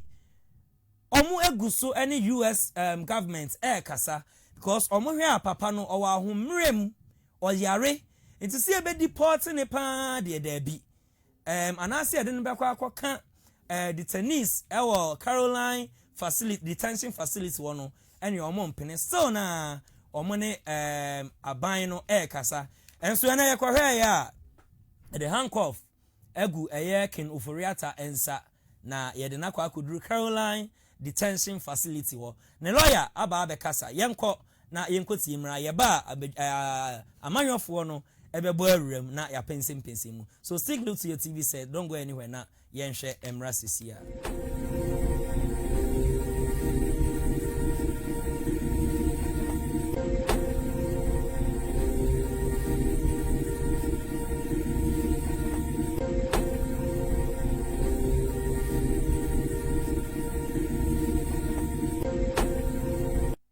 Been there for medical procedure, and he is still undergoing treatment. Because in consultation with the medical team, we've been advised to remain and still continue with the recuperative stage of the procedure attended on him. And as it is customary, if you will have to remain in a jurisdiction above extended the limit of your visa stay, you obviously will have to apply to the authorities, consider a petition to that effect. Otherwise, your continuous stay in that jurisdiction would be illegal. And if it is illegal, you obviously can be repatriated. And that can be Virginia jail, that's Newman St. Creek Regional Jail, repurposed into a detention center, that's the Caroline Detention Facility. Now, this facility can hold up to 336 adult detainees, that's men and women, which now include Ken Oforiata, depending on the United States Immigration Customs Enforcement contract and population levels, that's ICE. Now, the Caroline Detention Facility is one of the two major ICE detention centers in Virginia, the other being in Farmville. Now, in 2015, both facilities were running at high occupancy levels, reflecting broader trends of increased ICE detention since Trump's immigration crackdown. Now, in fact, as of November 28, 2025, the Caroline Detention Center had to pass its maximum capacity, according to ABC 8 News. Now, as of November 28, the average daily detainee population of the facility. There's a video, no, and yakwa shaba, and some no video no way, but and some na me born no tough no. Sa facility no, ni padodo ebetimi afa wo mo. Mema adults criminals nyaka omu nyina bom efa nipa 336 say no yaba benya criminals omu ye 120 ana omu ye non criminals ni nso ye 220 which Ken Oforiata ye de na kwa akoka ho eno na lawyer Davis abekasa say still na papa no wa ahomrem so omu ne US president kasa said ebeya ye detain no. But I'm telling you the gospel truth says, they say, yeah, they were bad detainees, no, who free one near deported. Because most a video na baby a facility na, ya then or money na be kwa kuguno, and a doubt TV no so no. Ken Oforiata, so near the handcuff a guninsa, ya cheno. Na nina ne say, wa overstay ne passports no, de call yeno. What's na ho abroso, and Kesa America hono, said you see for me, or say fale, na you know. The particulars and the documents or the call no wa overstaying yes oba back na say osa ekobiem no message and ka bibidi no ebeto so e de amame a na ne din na e passport so ye nana ya o bibisa wo de fa to so mame na menhwe eno ana ye ice force derby wa overstay into omo ntiase tiase deport no ice enso immigration and customs enforcement and that so no Kenneth Nana Yao Oforiata or in the country of birth Ghana and no is it message and kabe line no every so amamena mashe ade wo ho ice custody status no say baby or in ice custody ho ana ye Ken Oforiata e won ti we ana ma omudi gina so say wa overstay NCSC deporting no ti deportation no ana ne lawyers nso say omompene because owa ahomremrem na detainees no baby ade omo kwa kogu no Caroline detention facility ho no yenya de ubeduru ope wo ye hwan wo be fie straight ti we de ma menko honorable Abredu eso because NPP mu ana Ken Oforiata ofri final so okay hold it on former finance minister hello good evening me ba to akasa den ema me why good evening wodi ni ba bia akasa free me ba to ma woni so ma me nyesa yentimi ne won kasa why okay me nyesho say why you ready so obekasa mesre say ofra na one man woni so the number is on your screen 0544 466694 ofra no na Bredu Ken Oforiata your very own name me the lawyer name Davis Davis Nana Kenneth Oforiata achim this year and me enra me this story no na sabi me ho adwiri okay and it all boils down to documentations and yes sabi o kwatena US no wakodi boni Debbie and I say sabi we bia the cases Ghana hano is in connection to it's all about Nevesa. Now the visa no expire on the 14th of February 2025. Okay. And another visa expire. And I have overstay the visa no. And ningina ye say sabi ne ho edodono and a man overstay nti uhwe ana utie de lawyer Davis ekan na eye ne legal team na omo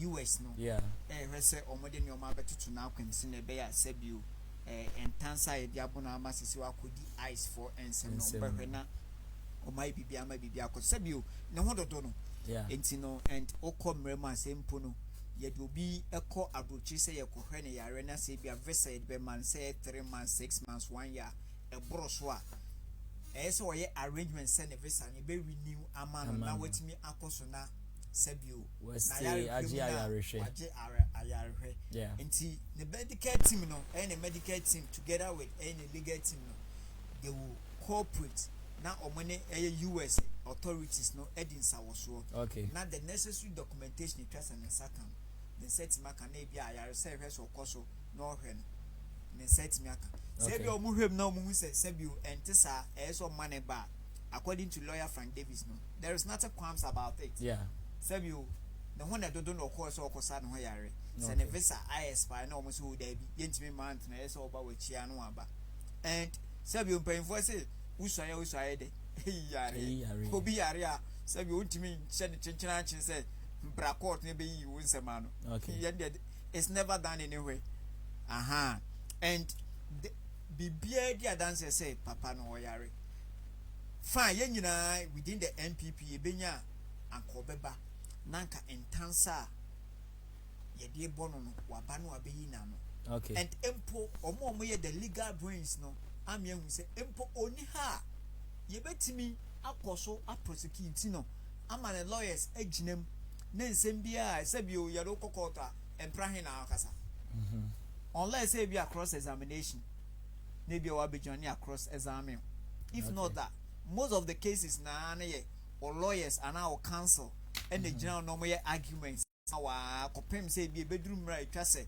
e be your cross examination ansana waba adakem nya your cross examination and I say examination in chief no abegina adakem nya your if not that say you omom ye lawyers omom mranim for na me say impo oni akra no say emra bi and I say cases bi o twa so yi na no e betim de na kokos no you not necessary say so work and we are hoping say all the necessary documentation trust and certain can na otimi okay na redu so dria mama hello Good evening me ba so di ni ba bia free your friend can adjust me ka free tomorrow be just out Amadu Madan Kwame okay na me enjoy the program maybe ka chia Ayamba Osman okay tomorrow be just out NDC deputy communication officer okay baby o mi chia no and I'm chia with chief we na okay na the me some work can say and say Kenoforia town semono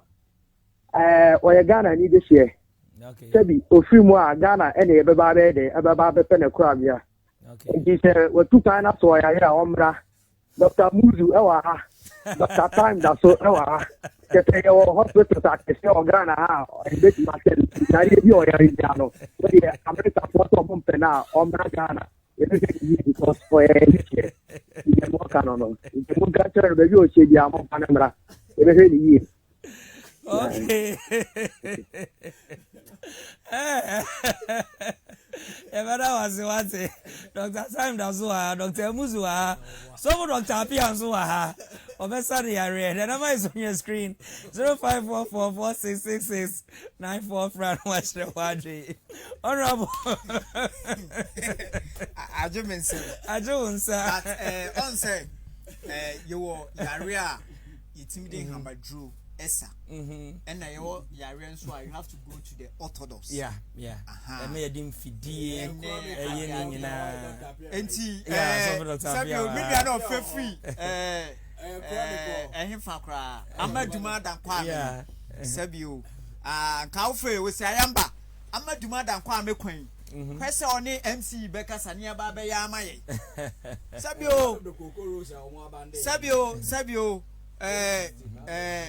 Eyera Kenoforiata yes denya Ghana obeba na charges na AG ene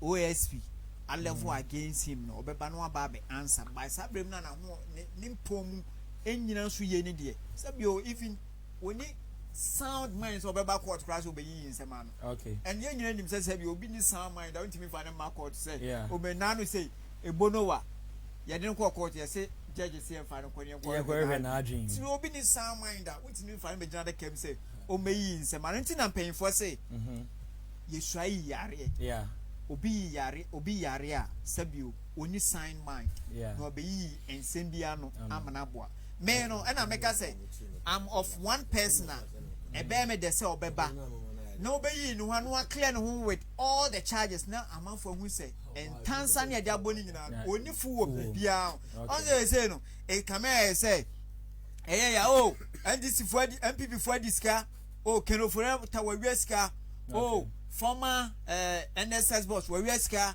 oh untumi say what I say it has become an albatross in the neck of the MPP leadership it is obiet to make clear no ho a ni hu say sabio e fin kika wa bia ni wo bia okay na sabio MPP you question na Ghana for na say there be the NDC for na can nenya no kore okay yet meji tumi 2028 enti den a yera Kenoforiata to obeba na samre na nimpomu edodo ne de ye besre ye mane nsa no ho yare nwiro sa no yare wi a oba wa beyi ni ho ano won sem a ye de abono all right meda wasipa Honorable Ayamba over 5 minutes caller no na obi caller no was summarize most of the things na ye be kana say no kwa the amaye Kenoforiata wo kai say ono a gina mu kan say samre ya ye ka say wo free ona wonja finance ministry no enye say samre ya nema mu aiden no ana aja oja o ma ho so wo kai that statement na naturally say na owo Ghana for o pepa ma Ghana for samre no because na ode obi wo ho no ma no wo didi na sa nipa no enne waja ye Ghana for na se nkora na wo se wuntimi nja ye ho enko no waja ye ho few days to elections a wonim sa akufo ado be lose and NPP be lose ntino udwane ko US e wo kwakosa ho yare ye de ye nka se menkosa ho yare but wasa ho yare bi a che since then till now over 1 year ana wo de bia wo sa ho yare eno de on say yare de bitimi di 10 years 20 years yes on say US for no they have omo items and I say equipments omo de omo adwuma sen me no wa ye wo ha say Ghana for no inti ansa na omo be ye keno for that free hospital akọ detention center mpo no way fit okay onye fit a enya ade a omo yi na free hospital akọ detention center some may na order pool mu no enjoy the life in US ana omo ko chi no ho no ma mo de na ye de akọ detention center select or hospital Mrs. Sam is it alleged it is alleged but Mrs. Samri na order pool mu a oji na ni na order bia we da fa na sa bia na order pool mu a oji na ni ana omo che no ba na ko hospital a ye nim se oyare a menyi ni se ko meche na ye akwa detention center because they value human life ana onye nipa kuma it is wakwa detention center me all fight say or person will stay in US no omra nyame adom ye wo Legon Medical Center honorable onsana ya manemra from mama ye wo Legon Medical Center e wo honom ye wo a friend is Bank of Ghana Hospital ye wo other facilities bia John Dramani mama esi ya bra COVID by no sa facilities in Nigeria NPP mpeyifo bia ni enimo mo say omo eka say COVID na echi omo no honom na eji omo nti mi gidi say COVID kra no yetimi manage na my way mu a na yes am paying ma omo timi survive ya Ken frata wa Ghana on ho beto no okay omra Ghana na ye de enye ne hwe de ebe ya ne say ebe ko airport ndị akwụkwọ ji ne fe so ndị na akọ facility a opese ọkọ no akwụkwọ san ho yare eno anu osako ne fie okay and we yet free honorable Ayamba NDC communication deputy communication team member eho nana also 5 minutes we go the mean on can be on yenko ye tano we no me can be 1 minute okay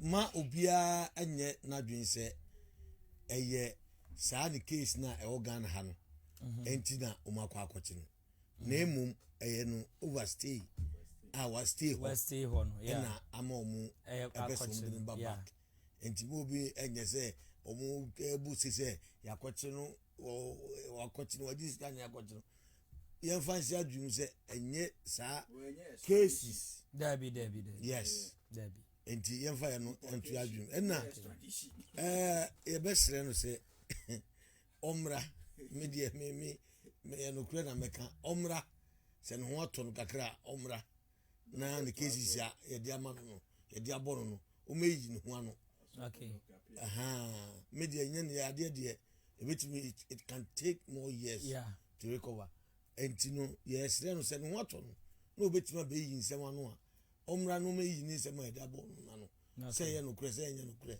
na yasum anwu ye na da bia okay no etuo entwa senye ya de na ebia ode tuo na se also ba omra okay na ampase esika no so akodi no ba dia you know there well need to ya esika taxpayers money there you know there ni obi no a obepre so okay say afana say na akwam pa so all right okay yeah time no I limited but what they say miensha illegal mining crisis turn on off communities faces server water shortage galamsey ye hu say say ensase say no buy say nsuo say chese ye niam bebre ye resources bebre na we ye turn north for ene kasa no omo say omu nyansu ennom galamsey no amene wo mo asay omu nsuo yenko na yenkɔhwɛ emra na ye time no kra aye bre awie yenhwɛ eno nko a emra answer. The River Tano in particular provides raw water for 3 major Ghana water company treatment plants at Tanoso in Bunu East, Abisim in Bunu, and Achensua in Ahafo, serving both domestic and commercial water needs in several municipalities. However, illegal mining activities at Adejenim in the Tano North municipality have severely polluted the BC River. Once a dependable water source, the river has turned milky and is unfit for use. As a tributary of the Tano River, the polluted BC now feeds high volumes of turbidity into the main river, with contamination spreading further downstream. Communities including Adengo, Kuchi, Subrisu number 1 and 2, Tanomu and Mankraho are already bearing the brunt of the pollution of the Tano River. One farmer who refused to give up his land to the miners, Kofi Asari Adampe, shared his experience with the news team. They came to me, but I said no, because my position and the age, people will think that I am behind it, so I didn't offer my land. And when you saw my farm, so that's a part of it. When they couldn't cross mine, then that's where they stopped. I don't know whether I've not gone there for the past 2 weeks. I don't know. But as far as I'm concerned, to the best of my knowledge, I have not offered my piece of land because I have mango plantation on it, citrus plantation on it, and I wouldn't want it to be destroyed. Residents of Tanoso, who also depend heavily on the Tano River, have similarly expressed frustration over the worsening pollution.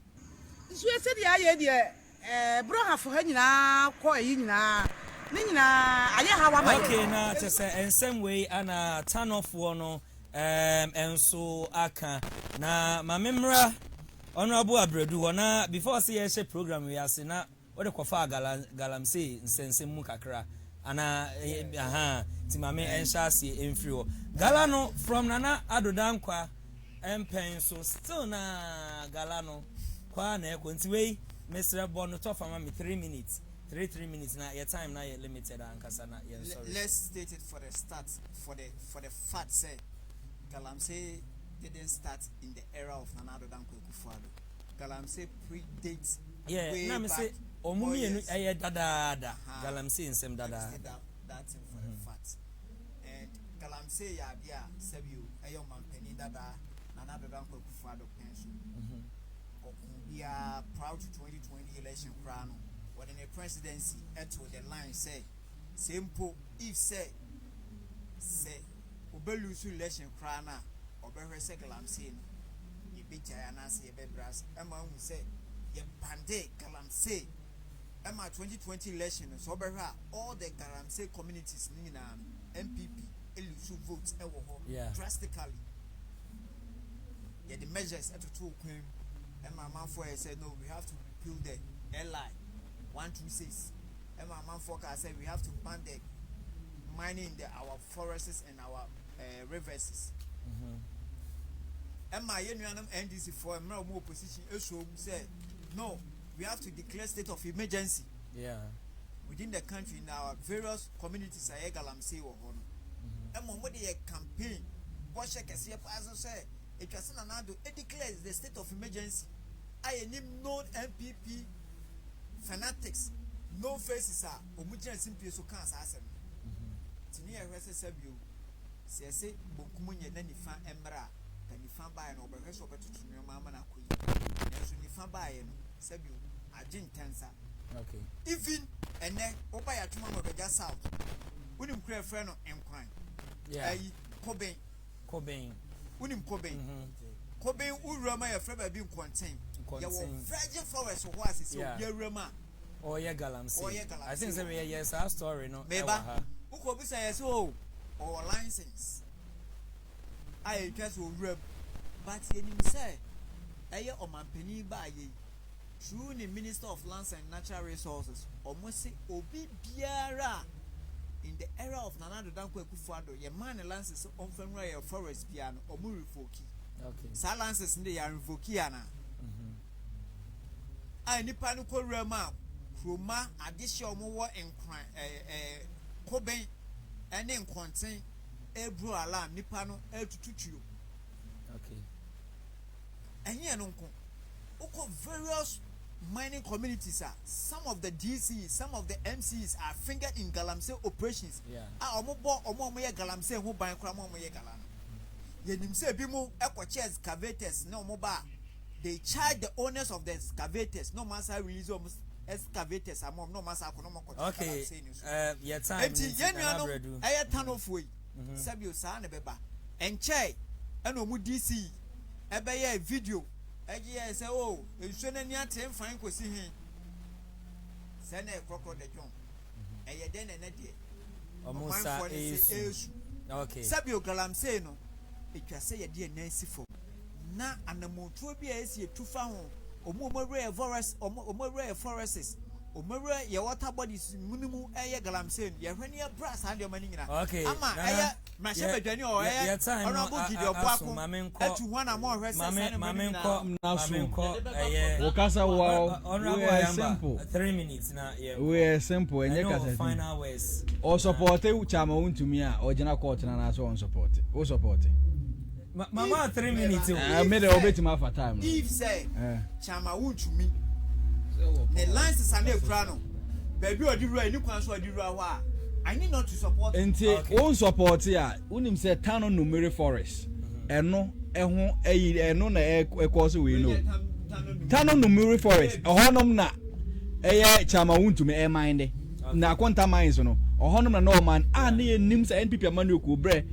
akufo ade timi gina na pintu so kan say eye akwanta mines omonye illegal mining enne ehun sunsanso na chama untumi e face no intermediate any samanu ko ye baaye no some things are there you put it up in place ebi ni say ono abo say ela na ema NPP manuku ema ho kwan say amanfo betuma royal forest mu no ma ye adwuma ono eno no bi any one of the things that you because ene ye ba ya appeal that law no ya yi that law na free onum ensuwa mu no sa law na omoma amanfo kwan say omuntimi enko ye adwuma no ya yi sa na na free onum a ene ye nim say your forest ni ensuwa yina no aye security zones a obi a ntimi ye de enko honum enkonte honum a wo ka me na me nadmo director enkonte forest obi anu a wo hye enkonte forest mu a wo ye adwuma okay minua wo ti hai obi anu a wo hye enkonte forest mu a wo ye adwuma your time no so what you say enkonte forest is say abra NPP man go e free so no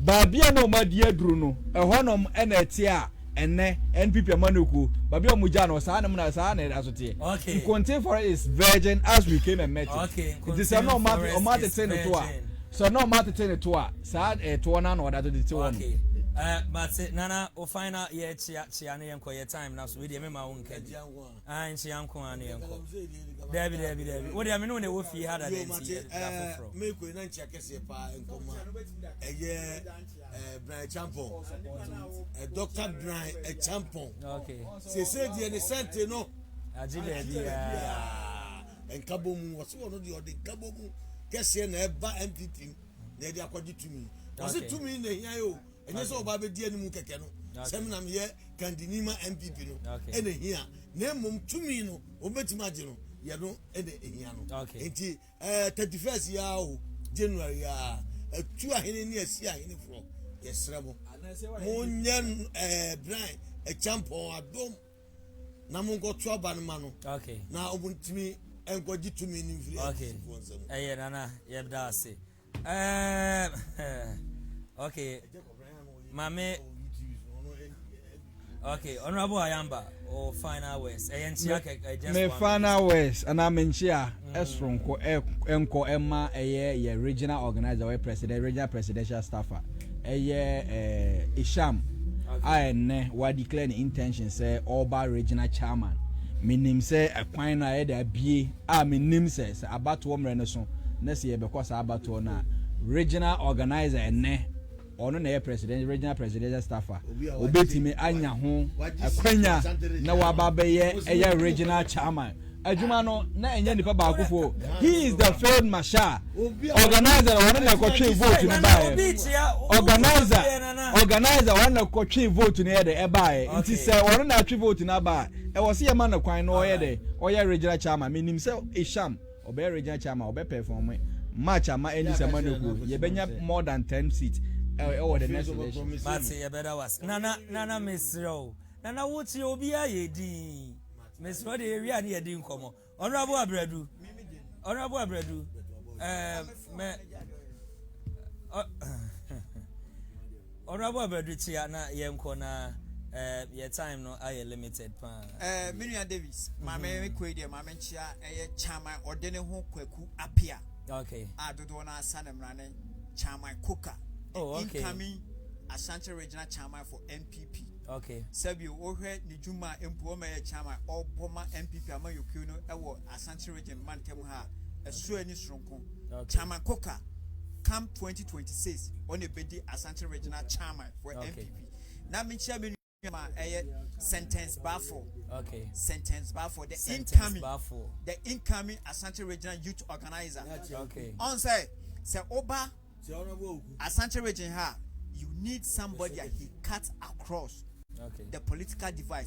Otimi any the media men etna say edim komo eye bibia send be asabio ubetimanya media to also to rally behind you when news ba ubetima akana fly na ma menchia eye madam Shelley Chey eye the MP for Atwan Webeja South constituency na menkai eye esi ahene ne atu ahene say come January 31st number 3 eye yera Dr. Mahmoud Bawumia number 3 Eja Oba Yetu yaba Emma Dr. Mahmoud Bawumia the sacrifice the hard work sa papa abo wayo ediama MPP amayoku okay na me ko na me chacha my books honorable Abradu ni refi ni pa ba ko ye chia fosti a wo sunyan fosti yakufo nshira pa da na yewie dia na yokoso ya de fitiri ya do biara o je bre de ehwe yen ese na daje efre yen da ya kase TV no edoso se moje bre na mo hwe yen na mo fra na ye ni age me stream live e Facebook and YouTube Hana TV on TikTok at Dizzi Davis KD Jumadi ya sha se Monday e de bewie Friday